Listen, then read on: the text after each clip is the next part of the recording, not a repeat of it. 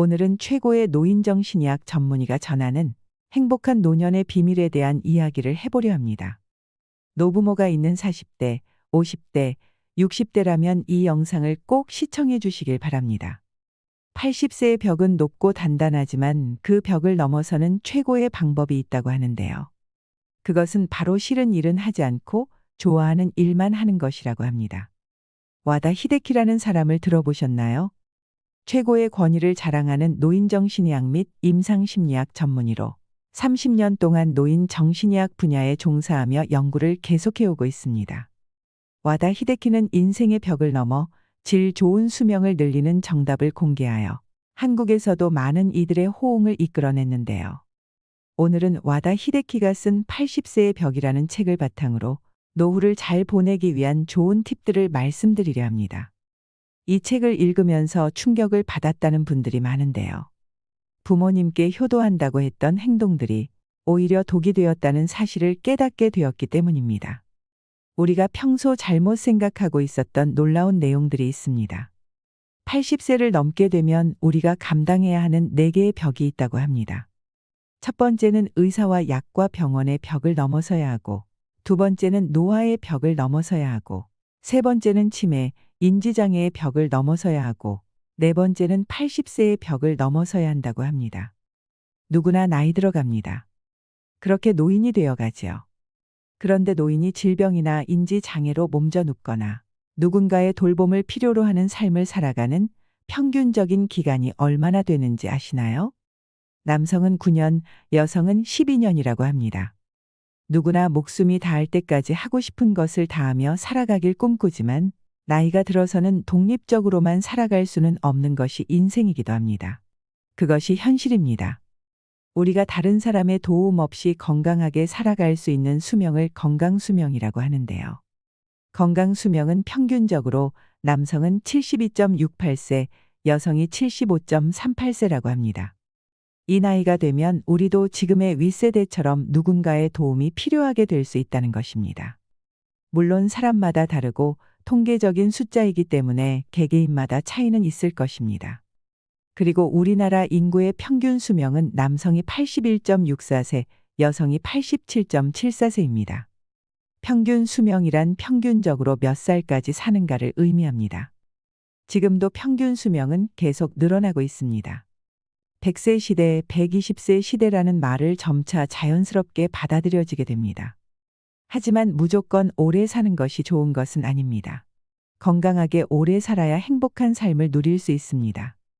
통계를 내보면 가장 많이 사망하는 나이는 남성이 85세이고 여성이 90세입니다. 물론 더 오래 사는 사람도 많습니다. 통계들을 보니 어떤 생각이 드시나요? 80대는 70대와는 전혀 다릅니다. 오늘은 건강해도 내일은 어찌 될지 모르는 나이입니다. 구체적인 숫자를 제시한 이유는 여러분을 낙담시키기 위해서가 아닙니다. 남은 인생을 만족스럽게 보내길 바래서입니다. 행복한 노후와 불행한 노후 어느 쪽을 선택하고 싶으신가요? 일본에는 100세가 넘은 사람이 8만 6천 명에 이른다고 합니다. 여러분 주변에서도 정정한 90대나 100세 이상의 어르신들을 볼 수 있을 것입니다. 그러나 100세 인생이라고 해서 당연히 모든 사람이 90세나 100세를 맞이하는 것은 아닙니다. 또 90세나 100세를 맞이했다고 해서 모두가 건강하고 행복하리라는 보장도 없습니다. 침대에 누워서 생활하거나 가족에게 학대를 당하거나 아니면 치매로 자신이 누구인지도 모르는 상황이 생길 수도 있습니다. 미래는 아무도 모릅니다. 사람마다 나이도 다르고 체형도 다르고 성격이나 생각도 다르고 생활 환경도 다르고 가족 구성도 다르며 직업이나 질병 이력도 다르지만 모든 사람에게 공통되는 사항이 있습니다. 바로 언젠가는 죽는다는 사실입니다. 죽음에 이르는 길에는 두 가지가 있습니다. 하나는 행복한 길로 마지막에 괜찮은 인생이었어 고마워라며 만족하며 가는 길이고, 다른 하나는 불행한 길로 그때 어쩌다 이렇게라며 후회하면서 가는 길입니다. 80세 이후는 70대와는 전혀 다릅니다. 어제까지 가능했던 일이 오늘은 안 되는 상황을 수없이 맞닥뜨릴 것입니다. 컨디션 난조를 겪는 일도 잦아집니다. 암과 뇌경색, 심근경색이나 폐렴 등 생명을 위협하는 질병도 생기기 쉽습니다. 치매인가라는 생각에 자신감을 잃는 일도 있을 것입니다. 배우자나 가까운 사람의 죽음을 경험하면서 고독이나 절망에 사로잡힐지도 모릅니다. 생로병사의 거대한 벽이 거친 파도처럼 덮쳐옵니다. 눈앞에 거대한 벽을 넘어서는 다양한 힌트가 있지만 가장 중요한 것은 노화를 받아들이고 지금 할 수 있는 일을 소중히 여기는 삶의 자세입니다. 이것이 행복한 노후와 불행한 노후를 가르는 기준이 됩니다. 행복은 주관적입니다. 즉, 자신이 어떻게 마음먹느냐에 따라 달라집니다. 예를 들면 노화를 한탄하여 이제 이것도 할 수 없고 저것도 할 수 없다며 없다를 되뇌기만 하면서 사는 사람이 있고, 노화를 받아들여 아직 이것도 할 수 있고 저것도 할 수 있다며 있다를 소중히 여기면서 사는 사람이 있습니다. 어느 쪽이 행복할까요? 80세가 넘으면 몸속에 암이 있습니다. 모르고 사는 사람도 많지요.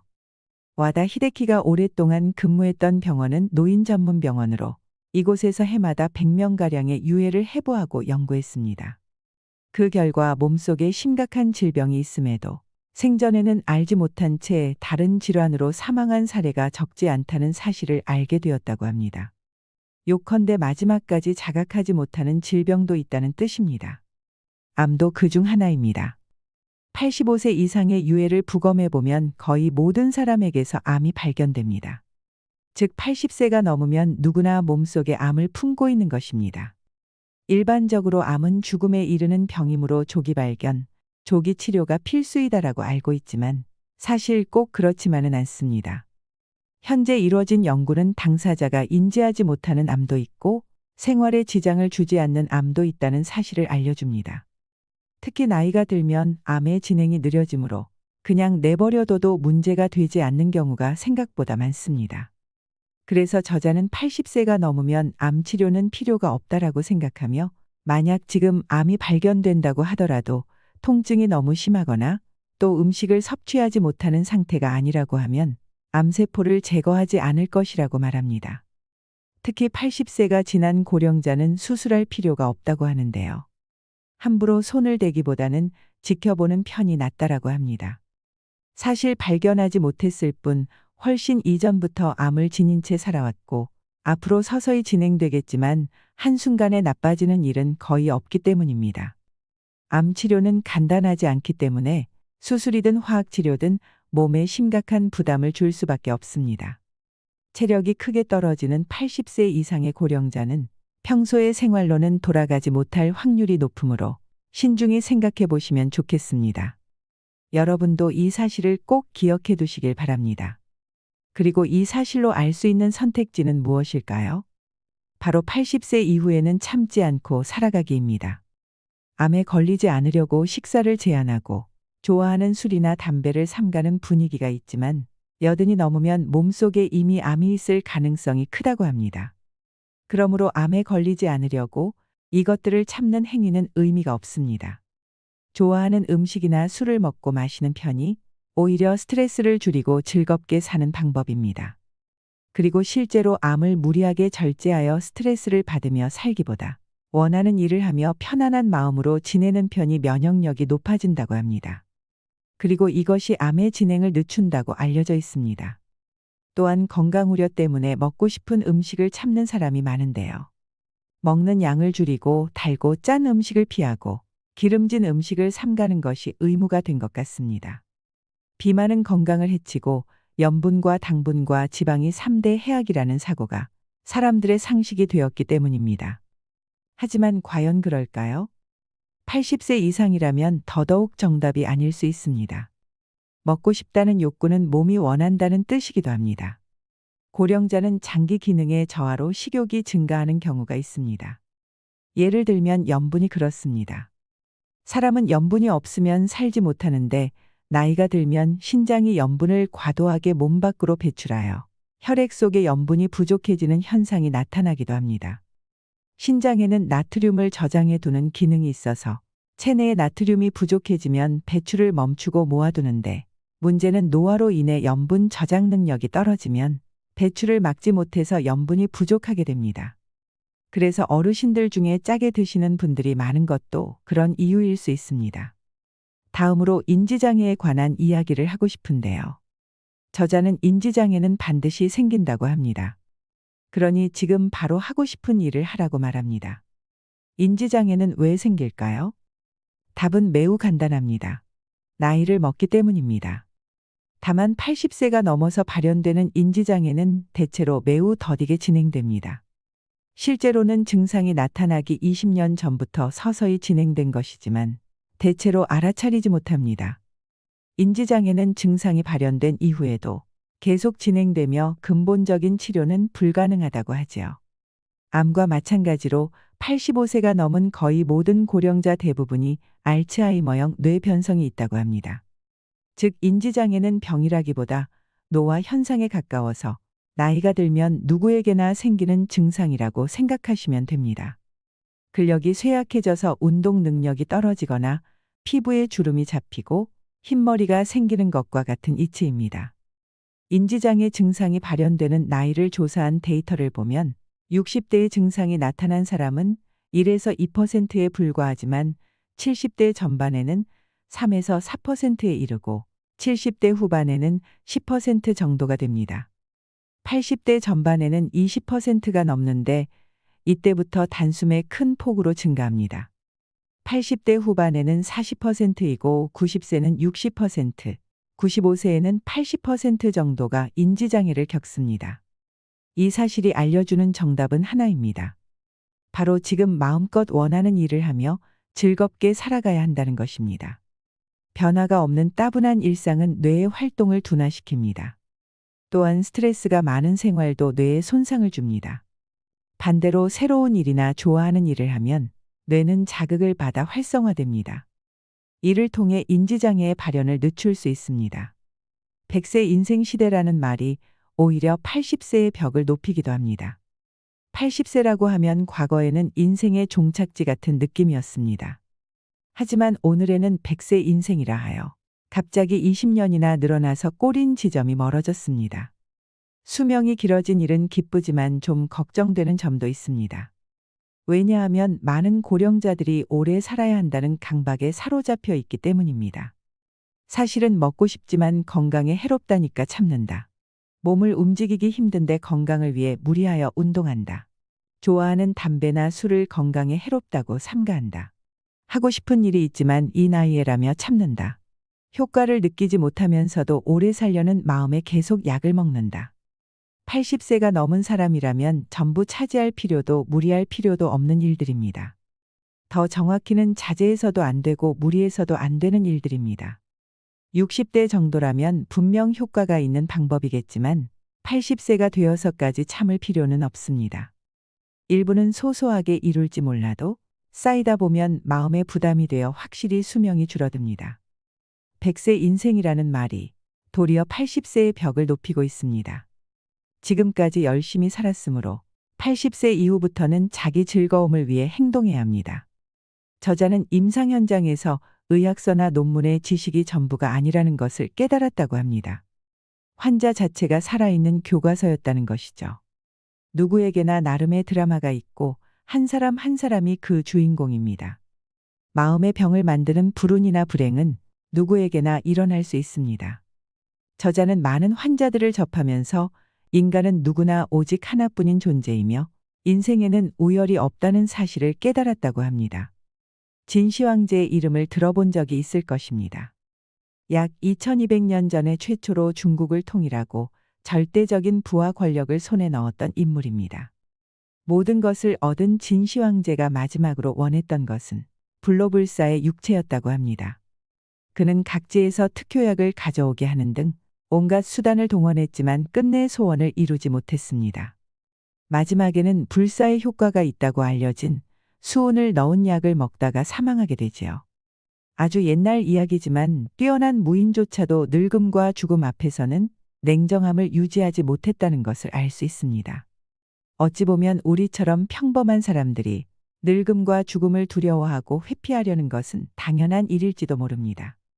지금까지 만나온 수많은 고령자들 가운데 행복한 노후를 보내는 사람들로부터 배운 방법을 소개해 드리겠습니다. 오늘 건강하게 걷는 사람이 1년 후에도 그러리라는 보장은 없습니다. 그렇다고 해서 걷지 않는 생활만을 계속하다 보면 전혀 걷지 못하게 됩니다. 남은 기능을 쓰지 않으면 순식간에 쇠약해지는 것이 80세가 넘은 고령자의 무서운 현실입니다. 82세에서 83세 무렵에 급격하게 쇠약해지는 사람들이 있는데 이들은 대개 80세를 계기로 많은 일을 그만둔 사람들입니다.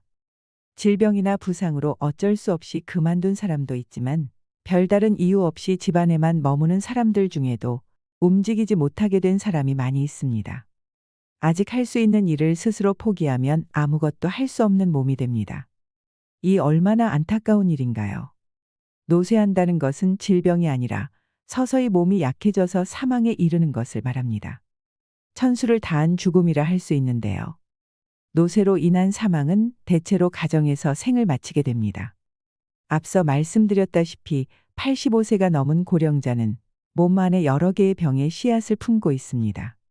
80세가 넘으면 암이 크고 작고의 차이일 뿐 거의가 가지고 있는 것입니다. 뚜렷한 증상은 없더라도 어딘가 불편함을 느꼈을 것입니다. 이 상태로 병원에 가게 되면 의사는 대개 일상적인 검사를 하거나 약을 처방합니다. 현대인은 이것이 당연한 의료 절차라고 생각합니다. 오히려 그렇게 하지 않으면 저 병원은 약도 안 준다고 불만의 소리를 듣게 되지요. 하지만 저자는 이것이 정말로 옳은 의료일까 묻습니다. 꼭 한번 고민해 보시길 바랍니다. 저의 아버지가 그렇습니다. 병원에 가서 의사 선생님이 조금 더 경과를 지켜보자고 말씀하시면 무조건 더 센 약 좀 처방해 달라고 조르십니다. 효과가 있고 없고를 떠나서 그냥 약이 좋으신 건가 하는 생각이 들 정도로 약을 드시는 것만으로도 안정감을 느끼시는 것 같은데요. 그럴 때 약을 안 주면 환자들이 보통 불평불만을 쏟아내니까 의사분들도 또 어쩔 수 없이 처방하고 거기에 맞는 약 처방이나 치료를 하게 되는 악순환이 발생하는 것입니다. 결국 치료의 방향은 두 가지 정도로 정리됩니다. 병원 검사를 통해 병을 찾아내어 약물이나 수술적 치료를 하는 방법으로 수명을 늘릴지 아니면 자택에서 좋아하는 일을 하면서 여생을 보낼지 말이죠. 의사가 아니라 환자 본인이 선택해야 하는 문제라는 것입니다. 저희 할머니 얘기를 잠깐 해볼까 합니다. 저희 할머니께서 70대 초반에 췌장암으로 치료를 받으셨었는데요. 그 옆에서 과정을 지켜보는 가족들도 너무 힘들고 너무 고통스러웠던 기억이 있습니다. 할머니께서도 힘들다고 그만하자고 말씀하셔도 가족들이 생명 연장을 위해서 치료를 설득했습니다. 그러다 결국 할머니 말씀대로 집으로 모셨었는데요. 병원에서 있을 때와 집에 와서의 표정이 너무 달랐습니다. 표정도 밝아지고 편안해 보이셨거든요. 그리고 한 달 뒤에 평안히 임종을 하셨습니다. 우리도 언제 어떻게 이런 선택의 순간이 올지 아무도 모르는 것입니다. 막상 이런 일을 겪게 되면 당황스럽고 치료를 하지 않는 것에 대한 두려움과 죄책감 때문에 선뜻 결정을 하기가 어려우실 겁니다. 그래서 부모님께서 연세가 많으시다면 평소에 부모님과 깊은 대화도 많이 나누시면서 마음을 정해두시는 것도 좋은 방법이 될 수 있을 것이라 생각합니다. 생명 연장을 하려고 중환자실에서 얼굴도 자주 못 본 채 그렇게 시간을 보내는 것보다 내 집에서 편히 쉬시면서 대화도 많이 나누고 체온도 서로 느끼면서 그렇게 마지막을 준비하는 것이 더 좋을 수 있다는 생각이 듭니다. 다음으로 현대 의료계에서 3대 악으로 불리는 높은 혈압과 높은 혈당, 높은 콜레스테롤에 관한 내용입니다. 이 질병은 심근경색이나 뇌경색, 뇌졸중의 위험이 있기 때문에 정말 조심해야 하는 질병인데요. 요즘에는 약이 잘 나와서 약만 먹어도 아무 문제 없다고 생각하시는 분들도 많으실 겁니다. 하지만 약을 먹고 약효를 내는 동안에 수치를 떨어뜨릴 순 있지만 그로 인해 몸은 나른해지고 머리가 멍해지는 역효과도 있다는 것을 고려해야 합니다. 또한 면역 기능이 떨어져서 다양한 병에 노출되기도 쉽습니다. 어떤 약이든 부작용이 있을 수 있다는 것입니다. 그런데도 혈압과 혈당치, 콜레스테롤 수치를 낮추려고만 합니다. 그런데 이 수치를 낮추어도 암의 위험은 줄어들지 않는다는 사실 알고 계셨나요? 줄어들기는커녕 면역 기능이 떨어져서 암의 위험성은 오히려 높아진다고 할 수 있습니다. 특히 콜레스테롤은 면역세포의 원료가 되기 때문에 콜레스테롤 수치가 높을수록 쉽게 암에 걸리지 않는다는 조사 데이터도 있습니다. 또한 콜레스테롤 수치를 떨어뜨리게 되면 이를 원료로 하는 남성 호르몬도 감소한다고 합니다. 이 남성 호르몬은 심신의 건강 유지에 꼭 필요한 성분으로 남성 호르몬이 감소하면 기운이나 의욕이 사라지고 근력이 저하되고 감정이 불안정해집니다. 남성 호르몬이라고 해서 성적인 측면에만 주목받지만 이것은 사람이 젊고 건강하게 살기 위해서 매우 중요한 요소입니다. 결국 우리가 무언가를 치료하기 위해서 또 많은 부작용을 감당해야 된다는 것인데요.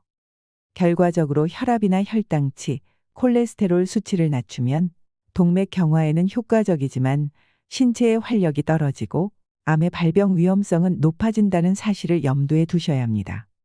약을 먹고 기운 없는 80대가 될 것인지, 약을 먹지 않고 질 좋은 삶을 유지할 것인지 선택하는 것은 여러분의 몫입니다. 이 책의 저자는 이런 것을 치료하기 위한 약물 복용이나 주사가 오히려 더 많은 부작용을 일으키기 때문에 삶의 활력을 떨어뜨린다고 주장합니다. 나이 80이 넘어서 이런 치료를 할지 말지는 환자 본인이 진지하게 생각을 해봐야 된다는 것입니다. 저는 오래 사는 것보다 더 중요한 건 사는 동안 아프지 않고 건강하게 행복하게 사는 것이라고 생각합니다.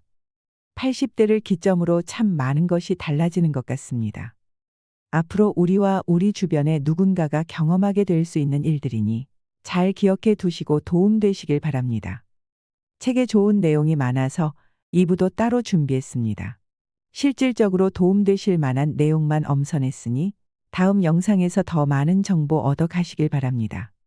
이상으로 시니어를 위한 모든 것, 시니어 연구소였습니다.